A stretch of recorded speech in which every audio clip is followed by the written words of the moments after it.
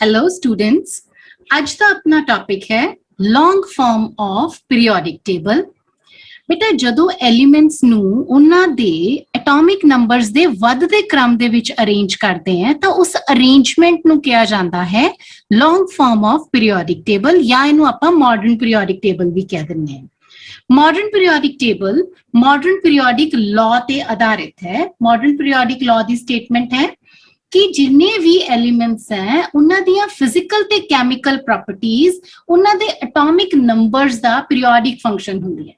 कहने का मतलब ये है कि जिवें आपां प्रीवियसली बाकी पीरियोडिक टेबल्स पढ़े सीगे, टाइप ऑफ जिन्हों आपां कह दिंदे हैं कि अरेंजमेंट, सब तो पहला डॉबर्ट-मेयर्स ट्रायड्स पढ़े, फिर न्यूलैंड ऑक्टेव, लॉथर-मेयर दा पीरियोडिक टेबल, then ਆਪਾਂ ਮੈਂਡਲੀਵਸ ਪੀਰੀਓਡਿਕ ਟੇਬਲ ਕੀਤਾ। ਸੋ ਇਹਨਾਂ ਸਾਰਿਆਂ ਦੇ ਬਾਅਦ ਜਿਹੜਾ ਆਇਆ ਮਾਡਰਨ ਪੀਰੀਓਡਿਕ ਲਾਅ, ਇਹ ਪ੍ਰਪੋਜ਼ ਕੀਤਾ ਗਿਆ ਸੀ ਮੋਜ਼ਲੇ ਦੁਆਰਾ।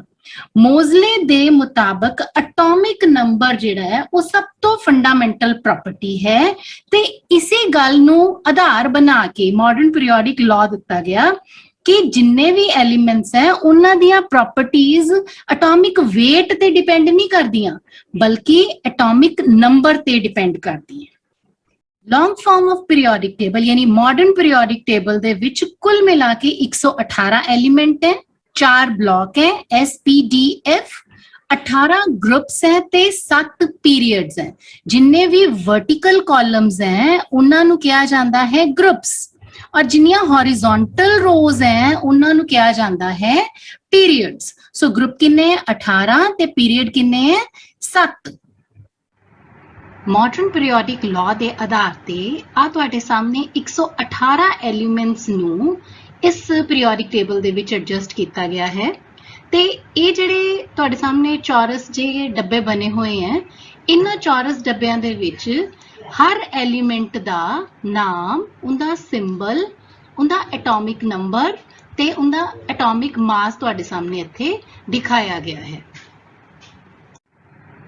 इस पीरियोडिक टेबल नूं 4 मेजर हिस्सिਆਂ ਦੇ ਵਿੱਚ डिवाइड ਕੀਤਾ ਜਾਂਦਾ है। जे तुसी सब तो खब्बे पासे देखो ਤਾਂ दिस इज S ब्लॉक और जे तुसी सेंटर 'ਚ देखदे हो बेटा ਤਾਂ this is D block and then it is जे सज्जे पासे देखदे हो P ब्लॉक आ जाता है और जे नीचे देखते हो तो this is F block. So periodic table नूं कुल मिला के 4 ब्लॉक्स दे विच डिवाइड किया जाता है।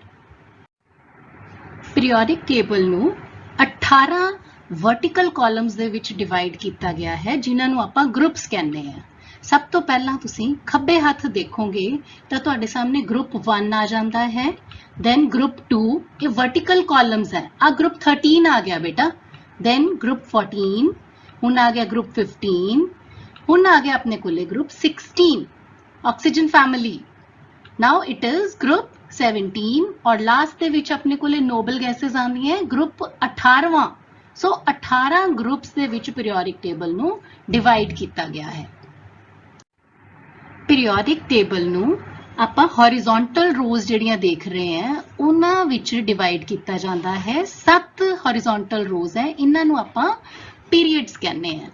जिवें स्क्रीन दे टॉप ते देखो, पहला पीरियड है जिंदे 2 एलिमेंट्स है हाइड्रोजन ते हीलियम। देन अपने कोले सेकंड पीरियड है लिथियम तो शुरू होके नियॉन तक। फिर अपने कोले तीसरा पीरियड है सोडियम तो शुरू होता है ते आर्गन तक जाता है। चौथे पीरियड दे विच असीं ज्यादा मैंबर्स देख रहे हैं, पोटैशियम तो शुरू होके ये जा रहा है क्रिप्टॉन तक। पंजवां पीरियड जिहड़ा है वो रुबीडियम तो लेके जीनॉन तक है और 6वां पीरियड सीजियम तो लेके रेडॉन तक। 7वें पीरियड दे विच फ्रेंसियम तो लेके UUO 118th एलीमेंट जिहड़ा है वो 7वें पीरियड दे विच शामिल किया जाता है। ਜਿਹੜੇ ਤੁਸੀਂ ਸਕਰੀਨ ਤੇ ਨੀਚੇ ਦੇਖ ਰਹੇ ਹੋ ਲੈਂਥेनाइड और एक्टिनाइड्स हैं, ਇਹਨਾਂ ਨੂੰ ਪੀਰੀਅਡਸ ਦੇ ਵਿੱਚ ਨਹੀਂ ਸ਼ਾਮਿਲ ਕੀਤਾ ਜਾਂਦਾ ਬਲਕਿ ਇਹ ਇੱਥੋਂ ਦੀ ਹੀ ਲੈਂਥेनाइड्स और एक्टिनाइड्स ਦੀ ਹੀ ਐਕਸਟੈਂਸ਼ਨ ਹੈ ਜਿਨ੍ਹਾਂ ਬਾਰੇ ਆਪਾਂ ਹੁਣੇ ਸਮਝਦੇ ਹਾਂ।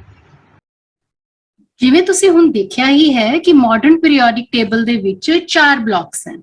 S ਬਲਾਕ ਜਿਹੜਾ ਹੈ ਸਭ ਤੋਂ ਖੱਬੇ ਪਾਸੇ ਹੈ ਤੇ ਸੱਜੇ ਪਾਸੇ ਹੈ P ਬਲਾਕ, ਵਿਚਕਾਰ ਆ ਜਾਂਦਾ ਹੈ D ਬਲਾਕ ਤੇ ਹੇਠਾਂ ਵਾਲੇ ਪਾਸੇ ਆਂਦਾ ਹੈ F ਬਲਾਕ। ਹੁਣ ਆਪਾਂ ਇਹ ਦੇਖਦੇ ਹਾਂ ਕਿ SPDF ਇਹਨਾਂ ਬਲੌਕਸ ਦੇ ਵਿੱਚ ਆਪਾਂ ਕਿਹੜੇ ਆਧਾਰ ਤੇ ਐਲੀਮੈਂਟਸ ਨੂੰ ਡਿਵਾਈਡ ਕੀਤਾ ਹੈ। ਤੁਸੀਂ ਸਕਰੀਨ ਤੇ ਦੇਖ ਸਕਦੇ ਹੋ ਬੇਟਾ, ਸਭ ਤੋਂ ਉੱਪਰ ਦਿਖਾਇਆ ਗਿਆ ਹੈ, ਖੱਬੇ ਹੱਥ ਦੇਖੋ ਇੱਥੇ ਆ ਪੀਰੀਓਡਿਕ ਟੇਬਲ ਦਿਖਾਇਆ ਗਿਆ ਹੈ। ਦੈਨ ਇੱਥੇ ਆ ਪੀਰੀਓਡਿਕ ਟੇਬਲ ਉਸੇ ਤਰ੍ਹਾਂ 4 ਬਲੌਕਸ ਦੇ ਵਿੱਚ ਦਿਖਾਇਆ ਗਿਆ ਹੈ। ਇੱਥੋਂ ਦੀ ਤੁਹਾਨੂੰ ਕੁਝ ਅੰਦਾਜ਼ਾ ਲੱਗ ਰਿਹਾ ਹੋਣਾ, ਮੈਂ ਸਮਝਾਣੀ ਹੈ ਬੇਟਾ। ਦੇਖੋ, ਜਦੋਂ ਕਿਸੇ ਆਪਾਂ ਐਟਮ ਦੀ ਇਲੈਕਟ੍ਰੋਨਿਕ ਕਨਫਿਗਰੇਸ਼ਨ ਲਿਖਦੇ ਹਾਂ ਤਾਂ ਉਸ ਇਲੈਕਟ੍ਰੋਨਿਕ ਕਨਫਿਗਰੇਸ਼ਨ ਚ ਲਾਸਟ ਇਲੈਕਟ੍ਰੋਨ ਜਿਹੜੇ ਵੀ ਆਰਬਿਟਲ ਚ ਜਾ ਰਿਹਾ ਹੈ ਉੱਥੋਂ ਦੀ ਸਾਨੂੰ ਉਹਦਾ ਬਲੌਕ ਪਤਾ ਲੱਗੇਗਾ। ਹੁਣ ਜਿਵੇਂ ਆਪਾਂ ਸੋਡੀਅਮ ਦੀ ਗੱਲ ਕਰੀਏ ਤਾਂ ਸੋਡੀਅਮ ਦੇ ਵਿੱਚ ਲਾਸਟ ਇਲੈਕਟ੍ਰੋਨ 3s1 ਚ ਜਾਂਦਾ ਹੈ ਤਾਂ s ਬਲੌਕ ਦੇ ਵਿੱਚ ਹੋਏਗਾ। ਇਹੀ ਜੇ ਆਪਾਂ ਆਕਸੀਜਨ ਦੀ ਗੱਲ ਕਰੀਏ ਤਾਂ ਲਾਸਟ ਇਲੈਕਟ੍ਰੋਨ p ਚ ਜਾਂਦਾ ਹੈ, ਆਕਸੀਜਨ p ਬਲੌਕ ਚ ਹੋਏਗਾ। ਇਸੇ ਤਰ੍ਹਾਂ ਜੇ ਆਪਾਂ ਕਾਪਰ ਜਾਂ ਜ਼ਿੰਕ ਦੀ ਗੱਲ ਕਰਦੇ ਹਾਂ, ਉੱਥੇ ਲਾਸਟ ਇਲੈਕਟ੍ਰੋਨ d ਚ ਜਾਂਦਾ ਹੈ, d ਆਰਬਿਟਲ ਦੇ ਵਿੱਚ, ਤਾਂ ਕਾਪਰ ਤੇ ਜ਼ਿੰਕ d ਬਲੌਕ ਦੇ ਵਿੱਚ ਹੋਣਗੇ। ਤੇ ਜੇ ਆਪਾਂ ਫਰਦਰ 4f ਦੀ ਫਿਲਿੰਗ ਦੀ ਗੱਲ ਕਰਦੇ ਹਾਂ ਜਾਂ 5f ਦੀ ਫਿਲਿੰਗ ਦੀ ਗੱਲ ਕਰਦੇ ਹਾਂ ਬੇਟਾ, ਤਾਂ ਉੱਥੇ ਉਹ ਬਲੌਕ, ਉਹ ਐਲੀਮੈਂਟਸ ਜਿਹੜੇ ਹੈ f ਬਲੌਕ ਦੇ ਵਿੱਚ ਸ਼ਾਮਿਲ ਹੋਣਗੇ। ਸੋ ਲਾਸਟ ਇਲੈਕਟ੍ਰੋਨ ਜਿਹੜੇ ਵੀ ਆਰਬਿਟਲ ਚ ਜਾਂਦਾ ਹੈ ਉਸ ਦੇ ਮੁਤਾਬਕ ਆਪਾਂ sp-d-f ਬਲੌਕ ਦੇ ਵਿੱਚ ਉਸ ਐਲੀਮੈਂਟ ਨੂੰ ਦਰਜ ਕਰ ਲੈਂਦੇ ਹਾਂ। ਹੁਣ ਆਪਾਂ ਬਲੌਕ ਵਾਈਜ਼ ਐਲੀਮੈਂਟਸ ਦੇ ਬਾਰੇ ਥੋੜਾ ਜਾਣਨਾ ਸ਼ੁਰੂ ਕਰਾਂਗੇ। ਸੋ ਸਭ ਤੋਂ ਪਹਿਲਾਂ ਆਪਣੇ ਕੋਲੇ ਆਉਂਦੇ ਆ s ਬਲੌਕ ਐਲੀਮੈਂਟਸ। ਹੁਣ ਆਪਾਂ ਜਿਵੇਂ ਸਮਝਿਆ ਹੀ ਹੈ ਕਿ ਜਿਹੜੇ ਐਲੀਮੈਂਟਸ ਦੇ ਵਿੱਚ ਲਾਸਟ ਇਲੈਕਟ੍ਰੋਨ s ਆਰਬਿਟਲ ਚ ਜਾ ਰਿਹਾ ਹੈ ਉਹਨਾਂ ਐਲੀਮੈਂਟਸ ਨੂੰ ਆਪਾਂ s ਬਲੌਕ ਚ ਇਨਕਲੂਡ ਕਰਨਾ ਹੈ। ਸੋ s ਬਲੌਕ ਦੇ ਵਿੱਚ ਜਿਹੜੀ ਜਨਰਲ ਇਲੈਕਟ੍ਰੋਨਿਕ ਕਨਫਿਗਰੇਸ਼ਨ ਹੈ ਉਹ ਹੋਏਗੀ ns1 ਤੋਂ ਲੈ ਕੇ 2, ns1 to 2। ਸੋ ਆਪਾਂ ਦੇਖ ਸਕਦੇ ਹਾਂ ਬੇਟਾ ਜੀ ਕਿ ਇਸ ਬਲੌਕ ਦੇ ਵਿੱਚ ਆਪਣੇ ਕੋਲੇ 2 ਗਰੁੱਪਸ ਹੋਣਗੇ, ਪਹਿਲਾ ਗਰੁੱਪ ਤੇ ਦੂਜਾ ਗਰੁੱਪ। ਪਹਿਲੇ ਗਰੁੱਪ ਨੂੰ ਆਪਾਂ ਕਹਿੰਦੇ ਆ ਅਲਕਲੀ ਮੈਟਲਸ, ਦੂਸਰੇ ਗਰੁੱਪ ਨੂੰ ਆਪਾਂ ਕਹਿੰਦੇ ਆ ਅਲਕਲਾਈਨ ਅਰਥ ਮੈਟਲਸ।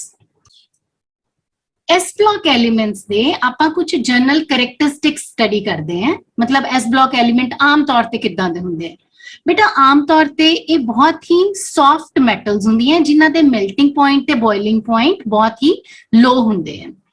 ਇਸ ਬਲੌਕ ਦੇ ਜਿਹੜੇ ਐਲੀਮੈਂਟਸ ਹੈ ਬਹੁਤ ਹੀ ਜ਼ਿਆਦਾ ਰਿਐਕਟਿਵ ਹੁੰਦੇ ਹੈ, ਇਹ ਸਟਰੋਂਗਲੀ ਇਲੈਕਟ੍ਰੋਪੋਜ਼ਿਟਿਵ ਹੁੰਦੇ ਹੈ। ਸਟਰੋਂਗਲੀ ਇਲੈਕਟ੍ਰੋਪੋਜ਼ਿਟਿਵ ਦਾ ਮਤਲਬ ਕੀ ਹੈ ਕਿ ਇਹਨਾਂ ਦੇ ਕੋਲੇ ਬਾਹਰ ਵਾਲੇ ਸ਼ੈਲ 'ਚ 1 ਜਾਂ 2 ਇਲੈਕਟ੍ਰੋਨ ਹੁੰਦੇ ਆ ਜਿਨ੍ਹਾਂ ਨੂੰ ਇਹ ਈਜ਼ੀਲੀ ਲੂਜ਼ ਕਰ ਦਿੰਦੇ ਆ। ਜਿਵੇਂ ਸੋਡੀਅਮ ਨੇ 1 ਇਲੈਕਟ੍ਰੋਨ ਲੂਜ਼ ਕਰਤਾ ਤਾਂ ਪਿੱਛੇ ਬਣ ਗਿਆ ਸੋਡੀਅਮ ਦਾ ਕਟਾਇਨ, ਇਸੇ ਤਰ੍ਹਾਂ ਪੋਟਾਸ਼ੀਅਮ ਦਾ ਵੀ ਕਟਾਇਨ ਬਣ ਗਿਆ। ਤੇ ਜੇ ਆਪਾਂ ਦੂਸਰੇ ਪਾਸੇ ਸੈਕਿੰਡ ਗਰੁੱਪ ਦੇਖਦੇ ਆ ਅਲਕਲਾਈਨ ਅਰਥ ਮੈਟਲ, ਤਾਂ ਉੱਥੇ ਉਹ 2 ਇਲੈਕਟ੍ਰੋਨ ਲੂਜ਼ ਕਰਕੇ ਡਾਈ ਪੋਜ਼ਿਟਿਵ ਆਇਨ, ਮਤਲਬ ਜਿਹੜੇ s ਬਲੌਕ ਐਲੀਮੈਂਟ ਹੈ ਯੂਨੀਪੋਜ਼ਿਟਿਵ ਤੇ ਡਾਈ ਪੋਜ਼ਿਟਿਵ ਆਇਨ ਬਣਾਉਂਦੇ ਆ। ਇਹ ਇਲੈਕਟ੍ਰੋਨ ਨੂੰ ਲੂਜ਼ ਕਰਦੇ ਆ, ਜਿਸ ਕਰਕੇ ਆਪਾਂ ਇਹਨਾਂ ਨੂੰ ਕਹਿੰਦੇ ਆ ਕਿ ਇਹ ਸਟਰੋਂਗ ਰਿਡਿਊਸਿੰਗ ਏਜੰਟ ਵੀ ਹੈ। ਤੇ ਜੇ ਹੁਣ ਆਪਣੇ ਕੋਲੇ ਪਤਾ ਹੈ ਕਿ ਇੱਥੇ ਕਟਾਇਨ ਬਣ ਰਹੇ ਆ ਤਾਂ ਇਹ ਕਿੱਦਾਂ ਦੇ ਕੰਪਾਊਂਡ ਬਣਾਉਣਗੇ? ਵੈਰੀ ਗੁੱਡ, ਇਹ ਮੋਸਟਲੀ ਆਇਨਿਕ ਕੰਪਾਊਂਡ ਬਣਾਉਂਦੇ ਆ। ਔਰ ਇੱਕ ਇਹਨਾਂ ਦਾ ਬੜਾ ਹੀ ਖਾਸ ਫੀਚਰ ਹੁੰਦਾ ਹੈ, ਕਰੈਕਟਰਿਸਟਿਕ ਫੀਚਰ ਹੁੰਦਾ ਹੈ ਕਿ ਜੇ ਇਹਨਾਂ ਦੇ ਸਾਲਟਸ ਨੂੰ ਆਪਾਂ ਬੰਸਨ ਬਰਨਰ ਫਲੇਮ ਨੂੰ ਐਕਸਪੋਜ਼ ਕਰਦੇ ਹਾਂ ਤਾਂ ਉਸ ਫਲੇਮ ਦਾ ਕਲਰ ਚੇਂਜ ਹੋ ਜਾਂਦਾ ਹੈ। ਸੋਡੀਅਮ ਦੇ ਜੇ ਆਪਾਂ ਕਿਸੇ ਸਾਲਟ ਨੂੰ ਬੰਸਨ ਬਰਨਰ ਤੇ ਐਕਸਪੋਜ਼ ਕਰਾਂਗੇ ਤਾਂ ਉਹਦੀ ਬ੍ਰਾਈਟ ਯੈਲੋ ਕਲਰੇਸ਼ਨ ਹੋ ਜਾਂਦੀ ਹੈ। ਸੋ ਇਸ ਬਲੌਕ ਐਲੀਮੈਂਟਸ ਦੇ ਇਹ ਮੇਨ ਖਾਸ 6 ਕਰੈਕਟਰਿਸਟਿਕਸ ਹੈ। ਨੈਕਸਟ ਆ ਜਾਂਦਾ ਹੈ ਪੀ ਬਲੌਕ ਐਲੀਮੈਂਟਸ। ਪੀ ਬਲੌਕ ਐਲੀਮੈਂਟਸ ਕਿਹੜੇ ਹੋਣਗੇ? ਜਿੱਥੇ ਲਾਸਟ ਇਲੈਕਟ੍ਰੋਨ p ਆਰਬਿਟਲ 'ਚ ਦਾਖਲ ਹੋਏਗਾ ਉਹਨੂੰ ਆਪਾਂ p ਬਲੌਕ ਐਲੀਮੈਂਟਸ ਦੇ ਵਿੱਚ ਸ਼ਾਮਿਲ ਕਰਾਂਗੇ। ਤਾਂ ਇਹਨਾਂ ਦੀ ਜਨਰਲ ਇਲੈਕਟ੍ਰੋਨਿਕ ਕਨਫਿਗਰੇਸ਼ਨ ns2 np1 2 6, 1 ਤੋਂ ਲੈ ਕੇ 6, ਕਿਉਂਕਿ ਆਪਾਂ ਨੂੰ ਪਤਾ ਹੈ p ਸਬ ਸ਼ੈਲ ਦੇ ਵਿੱਚ ਵੱਧ ਤੋਂ ਵੱਧ 6 ਇਲੈਕਟ੍ਰੋਨ ਆ ਸਕਦੇ ਹਨ। p ਬਲੌਕ ਦੇ ਵਿੱਚ ਆਪਾਂ ਨੂੰ ਪਤਾ ਹੈ ਕਿ p ਸਬ ਸ਼ੈਲ ਦੀ ਫਿਲਿੰਗ ਹੋ ਰਹੀ ਹੈ, ਇਹਦਾ ਮਤਲਬ ਉਸ ਸਬ ਸ਼ੈਲ ਦੇ ਵਿੱਚ 6 ਇਲੈਕਟ੍ਰੋਨ ਭਰੇ ਜਾ ਸਕਦੇ ਹਨ ਵੱਧ ਤੋਂ ਵੱਧ। ਸੋ ਜਦੋਂ ਪਹਿਲਾ ਇਲੈਕਟ੍ਰੋਨ ਭਰਿਆ ਜਾਂਦਾ ਹੈ ਤਾਂ ਉਹਨੂੰ ਆਪਾਂ ਗਰੁੱਪ 13 ਕਹਿੰਦੇ ਆ, ਠੀਕ ਹੈ। ਤਾਂ ਆਪਣੇ ਕੋਲੇ p ਬਲੌਕ ਦੇ ਵਿੱਚ ਕੁੱਲ ਮਿਲਾ ਕੇ 6 ਗਰੁੱਪ ਹੋਣਗੇ, ਗਰੁੱਪ 13 ਤੋਂ ਲੈ ਕੇ ਗਰੁੱਪ 18 ਤੱਕ। ਗਰੁੱਪ 13 ਦੀ ਜਨਰਲ ਕਨਫਿਗਰੇਸ਼ਨ ਕੀ ਹੋਏਗੀ? ns2 ਤੋਂ ਸ਼ੁਰੂ ਹੋ ਕੇ np1, ਯਾਨੀ ਕਿ ਟੋਟਲ ਬਾਹਰ ਵਾਲੇ ਸ਼ੈਲ 'ਚ 3 ਇਲੈਕਟ੍ਰੋਨ ਹੋ ਗਏ। p ਦੇ ਵਿੱਚ ਪਹਿਲਾ ठीक है। सो ग्रुप 14 ਜਿਹਨੂੰ ਆਪਾਂ ਕਾਰਬਨ ਫੈਮਿਲੀ ਵੀ ਕਹਿੰਦੇ ਆ ਕਿਉਂਕਿ ਪਹਿਲਾ ਮੈਂਬਰ ਕਾਰਬਨ ਹੈ ਤਾਂ ਇੰਦੀ ਜਿਹੜੀ ਕਨਫੀਗਰੇਸ਼ਨ ਹੈ ਉੱਥੇ NP2 ਆ ਜਾਏਗਾ। ਗਰੁੱਪ 15 ਜਿਹਨੂੰ ਆਪਾਂ ਨਾਈਟ੍ਰੋਜਨ ਫੈਮਿਲੀ ਕਹਿੰਦੇ ਆ ਉਹਦੇ ਵਿੱਚ NP3 ਹੋ ਜਾਏਗਾ ਔਰ ਗਰੁੱਪ 16 ਜਿਹਨੂੰ ਪਹਿਲਾ ਮੈਂਬਰ ਆਕਸੀਜਨ ਹੋਣ ਕਰਕੇ ਆਕਸੀਜਨ ਫੈਮਿਲੀ ਕਹਿੰਦੇ ਆ ਜਾਂ ਇਹਨੂੰ ਆਪਾਂ ਚੈਲਕੋਜਨਸ ਵੀ ਕਹਿੰਦੇ ਆ ਇਸ ਪੂਰੇ ਗਰੁੱਪ ਨੂੰ। ਤਾਂ ਉਹਨਾਂ ਦੀ ਜਿਹੜੀ ਬਾਹਰਲੀ ਕਨਫੀਗਰੇਸ਼ਨ ਹੈ ਉਹ ਟੋਟਲ ਉਹਦੇ ਵਿੱਚ ਬਾਹਰ ਵਾਲੇ ਸ਼ੈਲ ਦੇ ਵਿੱਚ 6 ਇਲੈਕਟ੍ਰੋਨ ਹੋਣਗੇ, P ਦੇ ਵਿੱਚ 4 ਇਲੈਕਟ੍ਰੋਨ ਹੋਣਗੇ। ਗਰੁੱਪ 17 ਜਿੰਦੇ ਚ ਆਪਾਂ ਨੂੰ ਹੈਲੋਜਨਸ ਮਿਲਦੇ ਆ, ਹੈਲੋਜਨ ਫੈਮਿਲੀ ਕਹਿੰਦੇ ਆ, ਤਾਂ ਇਹਦੇ ਵਿੱਚ ਆਪਣੇ ਕੋਲੇ ਬਾਹਰ ਵਾਲੇ ਸ਼ੈਲ ਚ 7 ਇਲੈਕਟ੍ਰੋਨ ਹੈ ਤੇ ਲਾਸਟ ਇਲੈਕਟ੍ਰੋਨ P ਚ ਐਂਟਰ ਕਰ ਰਿਹਾ ਹੈ। P ਦੇ ਵਿੱਚ ਕੁੱਲ ਮਿਲਾ ਕੇ 5 ਇਲੈਕਟ੍ਰੋਨ ਹੈ ਇੱਥੇ। ਗਰੁੱਪ 18 ਨੋਬਲ ਗੈਸਸ ਦਾ ਹੈ, NS2 NP6। ਇੱਥੇ ਤੁਸੀਂ ਦੇਖ ਸਕਦੇ ਹੋ ਕਿ ਬਾਹਰ ਵਾਲਾ ਸ਼ੈਲ ਕੰਪਲੀਟਲੀ ਫਿਲ ਹੋ ਰਿਹਾ ਹੈ। P ਬਲਾਕ ਦੇ ਜਨਰਲ ਕਰੈਕਟਰਿਸਟਿਕਸ ਕਿਹੜੇ-ਕਿਹੜੇ? P ਬਲਾਕ ਦੇ ਵਿੱਚ ਮੈਟਲਸ ਤੇ ਨਾਨ ਮੈਟਲਸ ਦੋਵੇਂ ਹੋਣਗੇ। S ਬਲਾਕ ਦੇ ਵਿੱਚ ਆਪਾਂ ਕਿਹਾ ਸੀ ਕਿ ਮੈਟਲਸ ਹੁੰਦੇ ਆ ਮੇਨਲੀ, ਹੁਣ P ਬਲਾਕ ਦੇ ਵਿੱਚ ਮੈਟਲਸ ਤੇ ਨਾਨ ਮੈਟਲਸ ਦੋਨੋਂ ਹੀ ਹੋਣਗੇ। P ਬਲਾਕ ਦੇ ਜਿੰਨੇ ਵੀ ਐਲੀਮੈਂਟਸ ਹੈ ਉਹ ਆਮ ਤੌਰ ਤੇ ਕੋਵੈਲੈਂਟ ਕੰਪਾਊਂਡ ਬਣਾਉਂਦੇ ਆ ਤੇ ਜਿਹੜੀਆਂ ਉਹਨਾਂ ਦੇ ਵਿੱਚ ਮੈਟਲ ਤੇ ਨਾਨ ਮੈਟਲ ਦੋਨੋਂ ਸ਼ਾਮਿਲ ਹੋਣ ਕਰਕੇ ਨਾ ਉਹਨਾਂ ਕੋਲੇ ਰਿਡਿਊਸਿੰਗ ਪ੍ਰੋਪਰਟੀਜ਼ ਤੋਂ ਆਕਸੀਡਾਈਜ਼ਿੰਗ ਪ੍ਰੋਪਰਟੀਜ਼ ਵੱਲ ਗ੍ਰੇਡੇਸ਼ਨ ਹੋਏਗੀ। ਮਤਲਬ ਕਿ ਜੇ ਤੁਸੀਂ ਪੀਰੀਓਡਿਕ ਟੇਬਲ ਦੇ ਬਿਲਕੁਲ ਸੱਜੇ ਪਾਸੇ ਦੇਖਦੇ ਹੋ ਤਾਂ P ਬਲਾਕ ਹੈ, ਖੱਬੇ ਪਾਸੇ ਦੇਖਦੇ ਹੋ ਤਾਂ S ਬਲਾਕ ਹੈ। ਹੁਣ P ਬਲਾਕ ਦੇ ਵਿੱਚ ਦੋਨੋਂ ਹੀ ਐਲੀਮੈਂਟਸ ਮਤਲਬ ਮੈਟਲਸ ਔਰ ਨਾਨ ਮੈਟਲਸ ਹੈਗੀਆਂ। ਸੋ ਮੈਟਲਸ ਜਿਹੜੀਆਂ ਹੈ ਉਹਨਾਂ ਦੀ ਰਿਡਿਊਸਿੰਗ ਪ੍ਰੋਪਰਟੀਜ਼ ਹੋਣਗੀਆਂ, ਨਾਨ ਮੈਟਲ ਦੀਆਂ ਆਕਸੀਡਾਈਜ਼ਿੰਗ ਪ੍ਰੋਪਰਟੀਜ਼ ਹੋਣਗੀਆਂ। ਸੋ P ਬਲਾਕ ਦੇ ਵਿੱਚ ਆਪਾਂ ਨੂੰ ਇੱਕ ਗ੍ਰੇਡੇਸ਼ਨ ਮਿਲੇਗੀ, ਮਤਲਬ ਇੱਕ ਬਦਲਾਵ, ਇੱਕ ਚੇਂਜ ਮਿਲੇਗੀ from reducing properties to oxidizing properties. Next ਆ ਜਾਂਦਾ ਆਪਣੇ ਕੋਲੇ D ਬਲਾਕ ਐਲੀਮੈਂਟਸ। ਜਦੋਂ ਲਾਸਟ ਇਲੈਕਟ੍ਰੋਨ D ਆਰਬਿਟਲ ਦੇ ਵਿੱਚ ਦਾਖਲ ਹੋਵੇ ਤਾਂ ਉਸ ਐਲੀਮੈਂਟ ਨੂੰ ਆਪਾਂ D ਬਲਾਕ ਐਲੀਮੈਂਟ ਦੇ ਵਿੱਚ ਦਰਜ ਕਰ ਲੈਂਦੇ ਹਾਂ। ਸੋ ਜਿਹੜਾ ਇੱਥੇ ਇੱਕ ਵਰਡ ਲਿਖਿਆ ਹੋਇਆ ਹੈ ਪੈਨਲਟੀਮੇਟ ਸ਼ੈਲ, ਇਹਦਾ ਕੀ ਮਤਲਬ ਹੈ? ਦੇਖੋ ਧਿਆਨ ਦੇ ਨਾਲ ਇਹਨੂੰ। ਨਿਊਕਲੀਅਸ ਦੇ ਆਲੇ ਦੁਆਲੇ ਪਹਿਲਾ ਸ਼ੈਲ ਉਹਦੇ ਵਿੱਚ ਆਪਾਂ ਨੂੰ ਪਤਾ 1s ਹੈ ਤੇ ਦੂਸਰੇ ਸ਼ੈਲ ਦੇ ਵਿੱਚ 2 ਸਬ ਸ਼ੈਲ ਹੈ S ਤੇ P, ਤੀਸਰੇ ਸ਼ੈਲ ਦੇ ਵਿੱਚ SPD ਔਰ ਚੌਥੇ ਸ਼ੈਲ ਦੇ ਵਿੱਚ 4 ਸਬ ਸ਼ੈਲ ਹੈ SPDF। ਜਿਹੜਾ ਵੀ ਸ਼ੈਲ ਬਾਹਰ ਵਾਲਾ ਹੈ ਉਹਨੂੰ ਆਪਾਂ ਕਵਾਂਗੇ ਵੈਲੈਂਸ ਸ਼ੈਲ। ਹੁਣ ਜੇ ਆਪਾਂ ਹਾਈਡਰੋਜਨ ਦੀ ਗੱਲ ਕਰੀਏ ਤਾਂ ਹਾਈਡਰੋਜਨ ਦੇ ਵਿੱਚ 1s ਹੀ ਹੁੰਦਾ ਨਾ ਕੱਲਾ, ਸੋ ਉਹਦਾ ਵੈਲੈਂਸ ਸ਼ੈਲ ਮਤਲਬ ਜਿਹੜਾ ਸਭ ਤੋਂ ਬਾਹਰ ਵਾਲਾ ਸ਼ੈਲ ਹੈ, ਠੀਕ ਹੈ। ਜੇ ਆਪਾਂ ਸੋਡੀਅਮ ਦੀ ਗੱਲ ਕਰੀਏ ਤਾਂ 3s1 ਹੁੰਦਾ ਹੈ ਤਾਂ ਉੱਥੇ ਵੈਲੈਂਸ ਸ਼ੈਲ 3rd ਸ਼ੈਲ ਹੋਏਗਾ। ਕਹਿਣ ਦਾ ਮਤਲਬ ਇਹ ਹੈ ਵੀ ਕਿਸੇ ਵੀ ਐਟਮ ਦੇ ਵਿੱਚ ਜਿਹੜਾ ਬਾਹਰ ਵਾਲਾ ਸ਼ੈਲ ਹੈ ਉਹਨੂੰ ਆਪਾਂ ਕਹਿੰਦੇ ਆ ਵੈਲੈਂਸ ਸ਼ੈਲ। ਵੈਲੈਂਸ ਸ਼ੈਲ ਤੋਂ ਅੰਦਰ ਵਾਲਾ ਸੈਕੰਡ ਲਾਸਟ ਸ਼ੈਲ ਜਿਹਨੂੰ ਆਪਾਂ ਕਹਿੰਦੇ ਆ, ਲਾਸਟ ਸ਼ੈਲ ਤਾਂ ਵੈਲੈਂਸ ਸ਼ੈਲ ਹੈ, ਸੈਕੰਡ ਲਾਸਟ ਸ਼ੈਲ ਨੂੰ ਆਪਾਂ ਕਵਾਂਗੇ ਪੈਨਲਟੀਮੇਟ ਸ਼ੈਲ। ਔਰ ਉਸ ਤੋਂ ਵੀ ਅੰਦਰ ਵਾਲੇ ਨੂੰ third last, last second last third last, third last ਦੇ ਲਈ ਆਪਾਂ ਵਰਡ ਯੂਜ਼ ਕਰਦੇ ਹਾਂ ਐਂਟੀ ਪੈਨਲਟੀਮੇਟ ਸ਼ੈਲ। ਸੋ ਆਪਾਂ D ਬਲਾਕ ਐਲੀਮੈਂਟ ਦੇ ਵਿੱਚ ਇਹ ਕਹਿੰਦੇ ਆ ਕਿ D ਆਰਬਿਟਲ ਦੇ ਵਿੱਚ ਲਾਸਟ ਇਲੈਕਟ੍ਰੋਨ ਜਾਂਦਾ ਹੈ।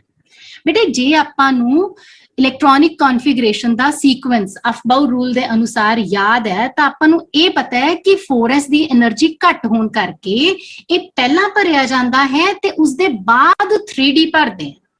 ਕਹਿਣ ਦਾ ਮਤਲਬ ਇਹ ਹੈ ਕਿ ਚਾਹੇ 4s ਬਾਹਰਲਾ ਸ਼ੈਲ ਹੈ ਪਰ એનર્ਜੀ ਘੱਟ ਹੋਣ ਕਰਕੇ ਇਹ ਪਹਿਲਾਂ ਭਰਿਆ ਜਾਂਦਾ ਹੈ ਬਾਅਦ ਚੋਂ 3D। ਸੋ ਜਦੋਂ ਵੀ D ਆਰਬਿਟਲ ਫਿਲ ਕੀਤਾ ਜਾਣਾ ਹੈ ਤਾਂ ਪੈਨਲਟੀਮੇਟ ਸ਼ੈਲ ਦਾ D ਆਰਬਿਟਲ ਹੀ ਫਿਲ ਕੀਤਾ ਜਾਣਾ ਹੈ। ਇਸ ਕਰਕੇ ਆਪਾਂ ਇਹਦੀ ਜਿਹੜੀ ਜਨਰਲ ਕਨਫੀਗਰੇਸ਼ਨ ਹੈ ਬਾਹਰ ਵਾਲਾ ਸ਼ੈਲ ਮਤਲਬ N ਸ਼ੈਲ ਦੇ S ਦੇ ਵਿੱਚ 1 ਜਾਂ 2 ਇਲੈਕਟ੍ਰੋਨ ਹੋਣਗੇ ਤੇ N-1 ਯਾਨੀ ਕਿ ਸੈਕੰਡ ਲਾਸਟ ਯਾਨੀ ਪੈਨਲਟੀਮੇਟ ਸ਼ੈਲ ਦੇ D ਸਬ ਸ਼ੈਲ ਵਿੱਚ 1 ਤੋਂ ਲੈ ਕੇ 10 ਤੱਕ ਇਲੈਕਟ੍ਰॉन्स ਹੋ ਸਕਦੇ हैं। ਇਹ D ਬਲਾਕ ਐਲੀਮੈਂਟਸ ਦੀ ਜਨਰਲ ਇਲੈਕਟ੍ਰੋਨਿਕ ਕਨਫੀਗਰੇਸ਼ਨ ਹੈ। D ਬਲਾਕ ਐਲੀਮੈਂਟਸ ਜਿਹੜੇ ਹੈ ਉਹ S ਔਰ P ਬਲਾਕਸ ਦੇ ਵਿਚਕਾਰ ਹੁੰਦੇ ਆ। ਕਹਿਣ ਦਾ ਮਤਲਬ ਹੈ ਕਿ D ਬਲਾਕ ਜਿਹੜਾ ਹੈ ਉਹ ਪੀਰੀਓਡਿਕ ਟੇਬਲ ਦੇ ਸੈਂਟਰ 'ਚ ਹੋਏਗਾ, ਖੱਬੇ ਪਾਸੇ ਹੋਏਗਾ S ਬਲਾਕ ਔਰ ਸੱਜੇ ਪਾਸੇ ਹੋਏਗਾ P ਬਲਾਕ। D ਬਲਾਕ ਦੇ ਵਿੱਚ 4 ਰੋਜ਼ ਹੁੰਦੀਆਂ ਤੇ ਉਹਨਾਂ ਚਾਰੋਂ ਰੋਜ਼ ਦੇ ਵਿੱਚ 10-10 ਐਲੀਮੈਂਟ ਹੋਣਗੇ। ਇਹਨਾਂ ਚਾਰੋਂ ਰੋਜ਼ ਨੂੰ ਆਪਾਂ ਕਹਿੰਦੇ ਆ ਟ੍ਰਾਂਜੀਸ਼ਨ ਸੀਰੀਜ਼। ਹੁਣ ਤੁਸੀਂ ਦੇਖ ਸਕਦੇ ਹੋ S ਬਲॉक एलिमेंट्स और P ਬਲॉक एलिमेंट्स ਦੇ ਵਿਚਕਾਰ ਆਉਂਦੇ हैं D ਬਲॉक एलिमेंट्स।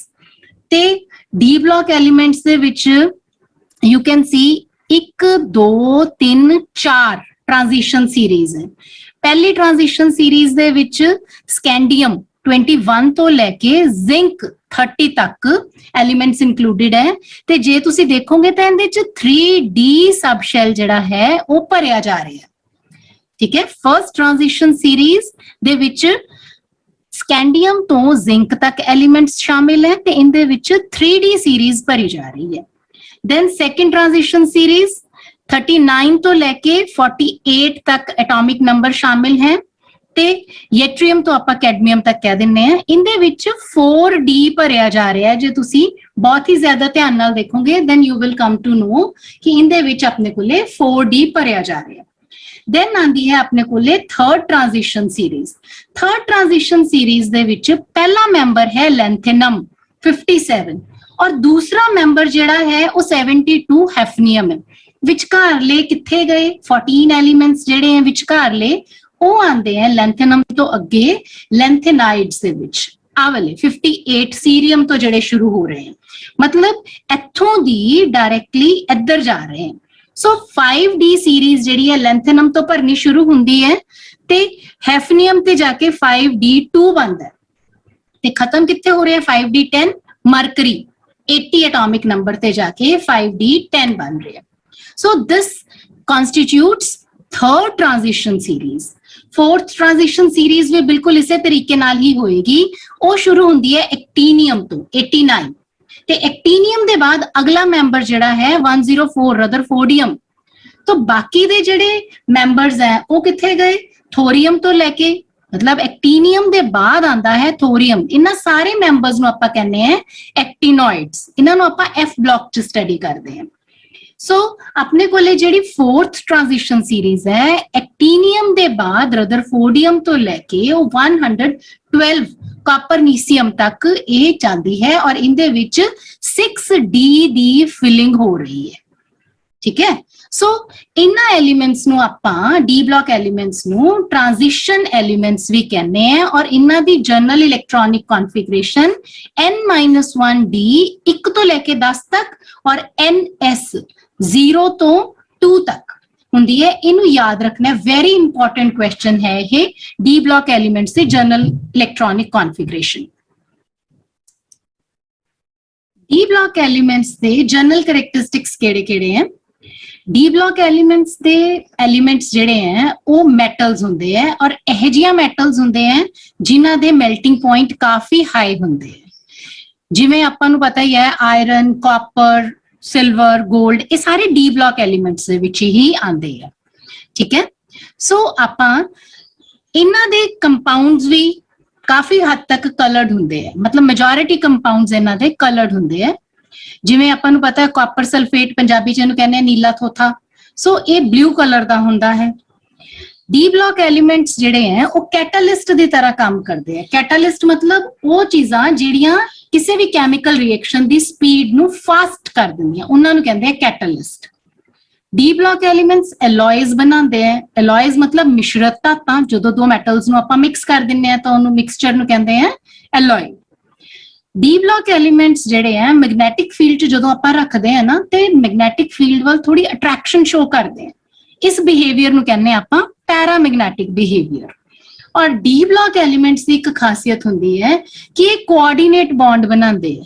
ਕੋਆਰਡੀਨੇਟ ਬੌਂਡ ਜਿਹੜਾ ਹੈ ਉਹ ਇੱਕ ਕੋਵਲੈਂਟ ਬੌਂਡ ਦੀ ਹੀ ਟਾਈਪ ਹੈ ਜਿੱਥੇ ਦੋਨੋਂ ਇਲੈਕਟ੍ਰੋਨ ਸ਼ੇਅਰ ਕੀਤੇ ਜਾ ਰਹੇ ਆ ਜਿਹੜੇ ਉਹ ਇੱਕੋ ਹੀ ਐਟਮ ਨੂੰ ਬਿਲੋਂਗ ਕਰਦੇ ਹੁੰਦੇ ਆ। ਨੈਕਸਟ ਹੈ ਆਪਣੇ ਕੋਲੇ F ਬਲॉक ਐਲੀਮੈਂਟਸ। F ਬਲॉक ਐਲੀਮੈਂਟਸ ਕਿਹੜੇ ਹੋਣਗੇ? ਸ਼ਾਬਾਸ਼, ਜਿਨ੍ਹਾਂ ਚ ਲਾਸਟ ਇਲੈਕਟ੍ਰੋਨ F ਆਰਬਿਟਲ ਚ ਜਾਂਦਾ ਹੈ। Very good. ਸੋ ਇਹ ਜਿਹੜੇ ਹੈ F ਆਰਬਿਟਲ ਇਹ ਐਂਟੀ ਪੈਨਲਟੀਮੇਟ ਸ਼ੈਲ ਦੇ F ਆਰਬਿਟਲਸ ਦੇ ਵਿੱਚ ਜਾਂਦੇ ਆ ਇਲੈਕਟ੍ਰੋਨਸ। ਐਂਟੀ ਪੈਨਲਟੀਮੇਟ ਸ਼ੈਲ ਜਿਵੇਂ ਤੁਹਾਨੂੰ ਮੈਂ ਹੁਣੇ ਪਹਿਲਾਂ ਹੀ ਸਮਝਾਇਆ ਹੈ ਕਿ ਨਿਊਕਲੀਅਸ ਦੇ ਆਲੇ ਦੁਆਲੇ ਜਿਹੜਾ ਵੀ ਵੈਲੈਂਸ ਸ਼ੈਲ ਹੈ ਬਾਹਰ ਵਾਲੇ ਸ਼ੈਲ ਤੋਂ ਅੰਦਰ ਵਾਲੇ ਸ਼ੈਲ ਨੂੰ ਪੈਨਲਟੀਮੇਟ ਔਰ ਉਸ ਤੋਂ ਅੰਦਰ ਵਾਲੇ ਸ਼ੈਲ ਨੂੰ ਕਹਿੰਦੇ ਆ ਐਂਟੀ ਪੈਨਲਟੀਮੇਟ ਸ਼ੈਲ। f ऑर्बिटल हमेशा एंटी पेनल्टीमेट शैल दे ही भरे जाएंगे। सो ਆਪਾਂ ਇਹਨੂੰ ਜਨਰਲ ਇਲੈਕਟ੍ਰੋਨਿਕ ਕਨਫੀਗਰੇਸ਼ਨ ਦੇ ਵਿੱਚ ਵੀ ਦੇਖਦੇ ਹਾਂ। s ਦੇ n मतलब ਬਾਹਰ ਵਾਲੇ ਸ਼ੈਲ ਦੇ ਅੰਦਰ ਵਾਲੇ ਸ਼ੈਲ ਦੇ d ਔਰ ਉਸ ਤੋਂ ਵੀ ਅੰਦਰ ਵਾਲੇ ਸ਼ੈਲ n-2 ਦੇ f ऑर्बिटल्स ਦੇ ਵਿੱਚ 1 ਤੋਂ ਲੈ ਕੇ 14 ਤੱਕ ਇਲੈਕਟ੍ਰॉन्स ਹੋ ਸਕਦੇ ਹਨ। f ब्लॉक ਦੀ ਜਨਰਲ ਇਲੈਕਟ੍ਰੋਨਿਕ ਕਨਫੀਗਰੇਸ਼ਨ याद करनी बहुत इंपॉर्टेंट है। f ब्लॉक एलिमेंट्स ਦੇ ਵਿੱਚ ਦੋ ਸੀਰੀਜ਼ ਹੁੰਦੀਆਂ। ਇਹਨਾਂ ਸੀਰੀਜ਼ ਨੂੰ ਆਪਾਂ ਲੈਂਥेनॉइड्स ਤੇ ਐਕਟਿਨॉइड्स ਕਹਿ ਦਿੰਦੇ ਆ। ਤੁਸੀਂ ਇੱਥੇ d ਬਲਾਕ ਦੇ ਵਿੱਚ ਦੇਖਿਆ ਸੀ ਨਾ ਕਿ ਪਹਿਲਾ ਮੈਂਬਰ ਥਰਡ ਟ੍ਰਾਂਜੀਸ਼ਨ ਸੀਰੀਜ਼ ਦਾ ਲੈਂਥेनम ਔਰ ਦੂਸਰਾ ਮੈਂਬਰ ਹੈਫਨੀਅਮ ਤੇ ਇਹਦਾ ਐਟੋਮਿਕ ਨੰਬਰ 57 ਔਰ ਹੈਫਨੀਅਮ ਦਾ 72। ਵਿਚਕਾਰਲੇ ਮੈਂਬਰ ਜਿਹੜੇ ਲੈਂਥेनम ਦੇ ਬਾਅਦ ਹੁੰਦੇ ਆ ਦੇ ਆਰ ਲੈਂਥेनॉइड्स। ਸੀਰੀਅਮ ਤੋਂ ਸ਼ੁਰੂ ਹੁੰਦੇ ਆ ਔਰ ਇਹਨਾਂ ਦੇ ਵਿੱਚ 4f ਦੀ ਫਿਲਿੰਗ ਹੋ ਰਹੀ ਹੈ। ਕਿੱਥੇ ਜਾ ਕੇ ਖਤਮ ਹੋ ਰਿਹਾ ਹੈ? ਲਿਊਟੀਟੀਅਮ ਤੇ 4f14 ਆ ਗਿਆ। ਹੁਣ ਇਸੇ ਤਰੀਕੇ ਨਾਲ ਐਕਟੀਨੀਅਮ ਦੇ ਬਾਅਦ ਜਿਹੜੇ ਆਉਂਦੇ ਆ ਉਹਨਾਂ ਨੂੰ ਆਪਾਂ ਕਹਿੰਦੇ ਆ ਐਕਟਿਨॉइड्स। ਥੋਰੀਅਮ 90 ਤੋਂ ਸ਼ੁਰੂ ਹੋ ਕੇ ਲੋਰੈਂਸੀਅਮ 103 ਤੱਕ ਇਹ ਜਾਂਦੇ ਆ। ਲੈਂਥेनॉइड्स ਦੇ ਵਿੱਚ 4f ਦੀ ਫਿਲਿੰਗ ਹੋ ਰਹੀ ਹੈ, ਐਕਟਿਨॉइड्स ਦੇ ਵਿੱਚ 5f ਦੀ ਫਿਲਿੰਗ ਹੋ ਰਹੀ ਹੈ। ठीक है, ये चीज आप याद रखनी है। और f ब्लॉक एलिमेंट्स नु आप इनर ट्रांजिशन एलिमेंट्स कहने। क्यों कहने? क्योंकि ये जेडे f ब्लॉक एलिमेंट है ये एक ट्रांजिशन सीरीज दे विदिन d ब्लॉक दे एलिमेंट्स नु आप ट्रांजिशन सीरीज कहने हैं ना। जेडी तीजी ट्रांजिशन सीरीज है उनदे विच आ गए लेंथेनॉइड्स और चौथी ट्रांजिशन सीरीज च आ गए एक्टिनॉइड्स। सो एक ट्रांजिशन सीरीज दे विदिन दूजी सीरीज है, इस करके इन्हों आपां इनर ट्रांजिशन एलिमेंट्स भी कहने हैं। ये काफी इंपॉर्टेंट सवाल है, इनर ट्रांजिशन एलिमेंट्स की हुंदे हैं। F block elements they general characteristics की हुंदे हैं। आम तौर पे F block elements heavy metals हुंदे हैं जिन्हां दे मेल्टिंग पॉइंट काफी हाई है। इन्हां दी टेंडेंसी भी कंप्लेक्सेस फॉर्मेशन दी हुंदी है और इन्हां दे आयंस भी कलर्ड हुंदे हैं। एक्टिनॉइड्स की खासियत यह है कि वो रेडियो एक्टिव इन नेचर होंगे हैं। यूरेनियम के बाद वाले जिन्ने एलिमेंट्स हैं उन्होंने आपां कहने हैं ट्रांस यूरेनियम एलिमेंट्स। तो तुहानू पता ही है यूरेनियम जिहड़ा एक पॉपुलर रेडियो एक्टिव एलिमेंट है। ब्लॉक्स के बाद आपां स्टडी करते हैं हुण पीरियड्स में। सो जिहड़ियां हॉरिजोंटल रोज हैं उन्होंने आपां पीरियड्स कहने हैं। पहले पीरियड दे विच 1s ऑर्बिटल भरिया जा रहा है। सो इनदे विच 2 इलेक्ट्रॉन्स आ सकते हैं, मतलब पहले पीरियड दे विच 2 एलिमेंट्स होंगे। किहड़े-किहड़े? हाइड्रोजन ते हीलियम। दूसरे पीरियड दे विच सेकंड शेल भरिया जा रहा है। 2s दे विच 2 इलेक्ट्रॉन ते 2p दे विच अपने कोले 6 इलेक्ट्रॉन आ सकते हैं। कुल मिला के 8 इलेक्ट्रॉन भरे जा सकते हैं सेकंड शेल दे विच। मतलब दूसरे पीरियड दे विच 8 एलिमेंट्स रखे गए हैं, लिथियम तो शुरू होके नियॉन तक। सो तीसरे पीरियड दे विच भी इसी तरीके नाल 8 एलिमेंट्स रखे गए हैं, सोडियम तो शुरू होके आर्गन। आ जिहड़े पहले 3 पीरियड है जिंदे च 2, 8, 8 एलिमेंट्स जिहड़े हैं भरे गए हैं, इन्हां नूं आपां कहने हैं शॉर्ट पीरियड्स। इस दे बाद वाले पीरियड्स नूं आपां लॉन्ग पीरियड्स कहने हैं। जिस तरह चौथे पीरियड दे विच आपां जे गल करिए तां 4s 3d ते 4p भरे जा रहे हैं। तो कुल मिला के अपने कोले 4s दे विच 2 इलेक्ट्रॉन्स ते 3d दे विच 10 इलेक्ट्रॉन, 4p च 6 इलेक्ट्रॉन, यानी कुल मिला के 18 इलेक्ट्रॉन। इना मतलब की होया कि चौथे पीरियड दे विच 18 एलिमेंट होंगे। ठीक है। सो ये शुरू हुंदा है पोटेशियम तो ते खत्म हुंदा है क्रिप्टॉन ते।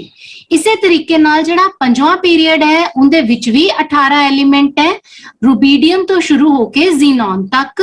और 7वें दे विच 6वें पीरियड दे विच सीजियम तो रेडॉन और 7वें पीरियड दे विच फ्रेंसियम तो ऑर्गेनेसन तक हुंदे। ऑर्गेनेसन मतलब 118वां एलिमेंट है ये। ਤਾਂ ਇਹਨਾਂ ਦੇ ਵਿੱਚ ਜਿਹੜੇ ਲਾਸਟ ਵਾਲੇ 2 ਪੀਰੀਅਡਸ ਹੈਗੇ ਆ, ਇਹਨਾਂ 'ਚ ਤੁਸੀਂ ਦੇਖ ਰਹੇ ਹੋ ਕਿ 4f ਤੇ 5f ਸਬ ਸ਼ੈਲ ਨੂੰ ਵੀ ਇਨਕਲੂਡ ਕੀਤਾ ਗਿਆ ਹੈ। ਤੇ ਤੁਹਾਨੂੰ ਮੈਂ ਮਤਲਬ ਸਮਝਾ ਹੀ ਚੁੱਕੀ ਹਾਂ ਕਿ ਟ੍ਰਾਂਜੀਸ਼ਨ ਸੀਰੀਜ਼ ਦੇ ਵਿਦਿਨ ਸੀਰੀਜ਼ ਹੋਣ ਕਰਕੇ ਇਹਨਾਂ ਨੂੰ ਆਪਾਂ ਲੈਂਥੇਨੋਇਡ ਔਰ ਐਕਟਿਨੋਇਡਸ ਸੈਪਰੇਟ ਬਾਹਰ ਕੱਢ ਕੇ ਰੱਖੇ ਗਏ ਆ। ਇਹਨਾਂ ਪੀਰੀਅਡਸ ਦੇ ਵਿੱਚੋਂ 4F ਤੇ 5F ਸੀਰੀਜ਼ ਨੂੰ ਇਨਰ ਟ੍ਰਾਂਜੀਸ਼ਨ ਸੀਰੀਜ਼ ਦਾ ਨਾਮ ਦੇ ਕੇ ਪੀਰੀਓਡਿਕ ਟੇਬਲ ਦੇ ਸਭ ਤੋਂ ਹੇਠਾਂ ਇਹਨਾਂ ਨੂੰ ਪਲੇਸ ਕੀਤਾ ਗਿਆ। ਸੋ ਲੌਂਗ ਫਾਰਮ ਆਫ ਪੀਰੀਓਡਿਕ ਟੇਬਲ ਦੇ ਵਿੱਚ ਜੇ ਆਪਾਂ ਕੁੱਲ ਮਿਲਾ ਕੇ ਦੇਖੀਏ ਨਾ ਤਾਂ ਆਪਾਂ ਨੂੰ 4 ਤਰ੍ਹਾਂ ਦੇ ਐਲੀਮੈਂਟਸ ਨਜ਼ਰ ਆਉਂਦੇ ਆ। ਕਿਹੜੇ ਕਿਹੜੇ? ਇੱਕ ਤਾਂ ਹੈਗੇ ਰਿਪਰੈਜ਼ੈਂਟੇਟਿਵ ਐਲੀਮੈਂਟਸ। ਧਿਆਨ ਨਾਲ ਦੇਖੋ ਬੇਟਾ, S ਬਲਾਕ ਤੇ P ਬਲਾਕ ਦੇ 13ਵੇਂ ਗਰੁੱਪ ਤੋਂ ਲੈ ਕੇ 17ਵੇਂ ਗਰੁੱਪ ਤੱਕ ਇਹਨਾਂ ਐਲੀਮੈਂਟਸ ਨੂੰ ਆਪਾਂ ਕਹਿੰਦੇ ਆ ਰਿਪਰੈਜ਼ੈਂਟੇਟਿਵ ਐਲੀਮੈਂਟਸ। याद रखो P ब्लॉक पूरा का पूरा है पर नोबल गैसेस रिप्रेजेंटेटिव एलिमेंट्स च शामिल नहीं होंदियां। सो रिप्रेजेंटेटिव एलिमेंट केड़े हुंदे हैं? S ब्लॉक दे ते P ब्लॉक दे 13वें तो लेके 17वें ग्रुप तक दे एलिमेंट्स ਨੂੰ रिप्रेजेंटेटिव एलिमेंट्स ਦੇ ਵਿੱਚ ਸ਼ਾਮਿਲ ਕੀਤਾ ਜਾਂਦਾ ਹੈ। D ब्लॉक एलिमेंट्स ਨੂੰ ਆਪਾਂ ट्रांजिशन एलिमेंट्स ਕਹਿ ਦਿੰਨੇ ਆ, ਠੀਕ ਹੈ। ਤੇ F ਬਲਾਕ ਐਲੀਮੈਂਟਸ ਨੂੰ ਆਪਾਂ ਇਨਰ ਟ੍ਰਾਂਜੀਸ਼ਨ ਐਲੀਮੈਂਟਸ ਕਹਿ ਦਿੰਦੇ ਆ। ਇਹ ਆਮ ਤੌਰ ਤੇ ਰੇਡੀਓ ਐਕਟਿਵ ਹੁੰਦੇ ਆ। ਤੇ ਜਿਹੜੀਆਂ ਲਾਸਟ ਚੌਥੀ ਕੈਟੇਗਰੀ ਹੈ ਉਹ ਆਪਾਂ ਨੋਬਲ ਗੈਸਸ ਦੇ ਨਾਮ ਨਾਲ ਜਾਣਦੇ ਆ। ਨੋਬਲ ਗੈਸਸ ਉਹ ਗੈਸਸ ਹੈ, ਉਹ ਐਲੀਮੈਂਟਸ ਹੈ ਜਿਹੜੇ ਅਕਸਰ ਛੇਤੀ ਕਿਤੇ ਕਿਸੇ ਨਾਲ ਰਿਐਕਟ ਨਹੀਂ ਕਰਦੇ। ਬੇਟਾ ਆਈ ਹੋਪ ਕਿ ਤੁਹਾਨੂੰ ਅੱਜ long form of periodic table ਅੱਛੀ ਤਰ੍ਹਾਂ ਸਮਝ ਆ ਗਿਆ ਹੋਏਗਾ। So here is one small homework question।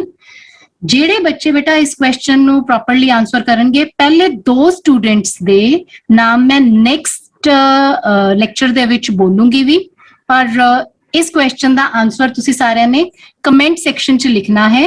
First 2 students ਦੇ ਕਮੈਂਟਸ ਜਦੋਂ ਆ ਗਏ, ਆਨਸਰ ਆ ਗਏ, ਕਰੈਕਟ 2 ਰਿਸਪੌਂਸਸ ਦੇ ਬਾਅਦ ਕਮੈਂਟਸ ਆਫ ਹੋ ਜਾਣਗੇ ਬੇਟਾ। ਸੋ ਕੁਐਸਚਨ ਮੈਂ ਬੋਲ ਰਹੀ ਹਾਂ ਇੱਥੇ ਕਿ ਪੀਰੀਓਡਿਕ ਟੇਬਲ ਦੇ ਲਾਸਟ ਐਲੀਮੈਂਟ ਦਾ ਕੀ ਨਾਮ ਹੈ? मैं लेक्चर च बोलिया बेटा, उनका सिंबल की है ते उनका एटॉमिक नंबर कितना है। आई होप बेटा तुसी इस छोटी जी एक्सरसाइज दे नाल लेक्चर नु पूरा इंजॉय कर पाओगे। So thank you very much. Notes description box तो ले सकते हो बेटा। Like, share, subscribe and click the bell icon for more updates.